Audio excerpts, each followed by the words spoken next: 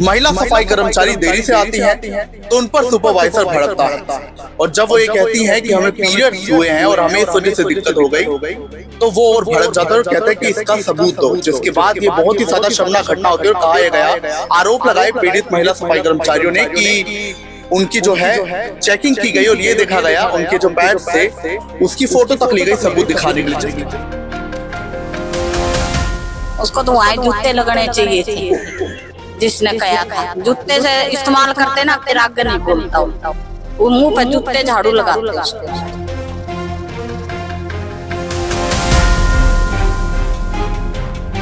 देखिए, हरियाणा की एक बहुत ही प्रतिष्ठित यूनिवर्सिटी है महर्षि दयानंद यूनिवर्सिटी, जिसे हम एमडीयू के नाम से जानते हैं। तो 26 अक्टूबर को वहां पर एक बहुत ही ज्यादा शर्मनाक घटना महिलाओं के साथ घटती है। सफाई कर्मचारी जो महिलाएं थी उनके साथ घटती है।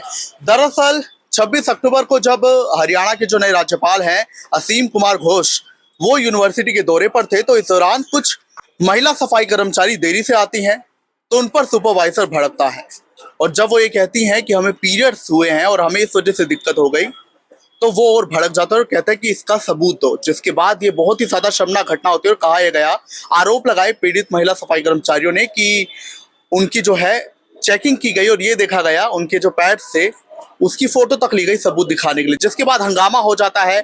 और अभी इसी मुद्दे पर पानीपत में भी सफाई कर्मचारी जो संघ है वो प्रदर्शन कर रही है, उनसे हम जुड़ेंगे, बात करेंगे। पहले मैं महिलाओं से ही बात करना चाहूंगा। जी, क्या नाम है आपका? इसलिए बतौर महिला आपको कैसा लगा ये घटना जानने के बाद? कि बुरा लगा। क्या कहना चाहोगे आप इस पे? कुछ कहना उसका होना चाहिए, कार्रवाई होनी चाहिए उसकी। हाँ, इस तरह करना नहीं चाहिए ना। उसको तो वहाँ जूते लगने चाहिए थे जिसने कहा था। जूते से इस्तेमाल करते ना फिर आगे नहीं बोलता हूँ, वो मुंह पे जूते झाड़ू लगाते उसको। कभी कम करा उसके? हाँ, सस्पेंड करा उसको? हाँ, सस्पेंड करा जाए उसको। तो अभी जैसे जो है जानकारी है कि अभी सस्पेंड कर दिया गया है उन आरोपियों को और एफआईआर भी दर्ज हो चुकी है, तो अभी क्या प्रदर्शन है आप लोगों की ओर से? देखिए, पहले तो मैं आपका धन्यवाद करूंगा इंडिया दहाड़ का। देखो, जो हमारी महिला सफाई कर्मचारी के साथ महर्षि दयानंद विश्वविद्यालय में ये गलत कार्य किया गया है, उसको न्याय मिलना चाहिए और उसके जिसने भी ये जिस अधिकारी ने ये कार्य किया है उसके खिलाफ कानूनी कार्रवाई होनी चाहिए, उसको अंदर किया जाना चाहिए, उसको सजा मिलनी चाहिए। और ऐसे तो सफाई कर्मचारियों को कोई भी नहीं समझेगा। जैसे हमारे समाज के साथ बहुत अन्याय हो रहा है। अब थोड़े दिन पहले ये अपना डीजीपी के साथ होया था, अभी उसको भी न्याय नहीं मिला।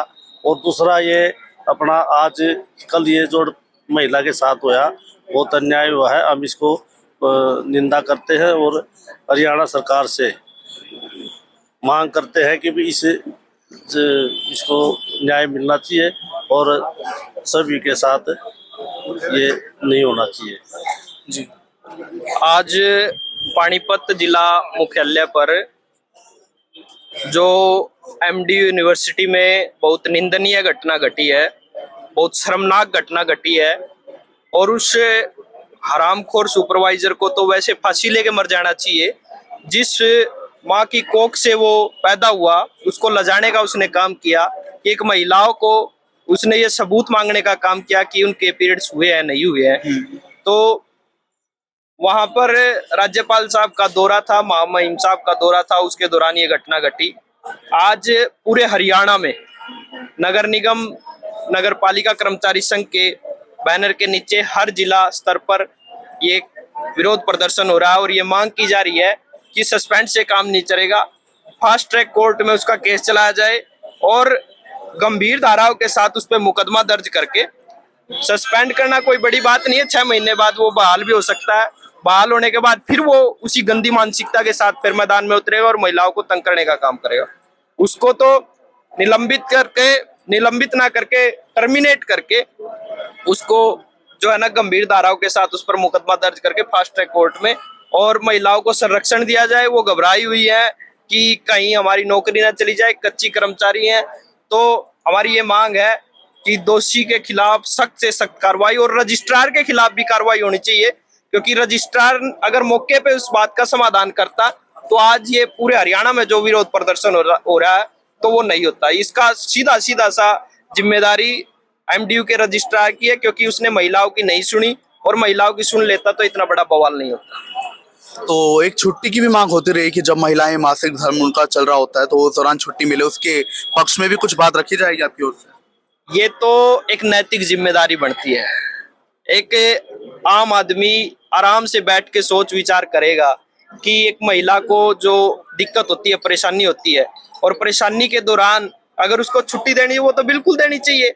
और जितने भी दिन, जब तक 5-6 दिन जब तक उनको ये दिक्कत रहती है, उस दिन छुट्टी मिलनी चाहिए, और उसके बदले में उनको छुट्टी अप्रूव करके उनको जो है ना उनका मुआवजा मिलना चाहिए कि उस दौरान जो उनका काम छुटा उसके एवज में उसके परिवार का भरण पोषण किया जा सके। हम इसकी भी मांग करते हैं और ये तो होनी भी चाहिए। ये तो सरकारों को ध्यान रखना चाहिए। सरकारों में आज तो पूरे भारत की राष्ट्रपति एक महिला है, और महिला राष्ट्रपति होने के बाद भी ऐसी ऐसी घटनाएं हो रही है, तो किस ओर देश जा रहा है?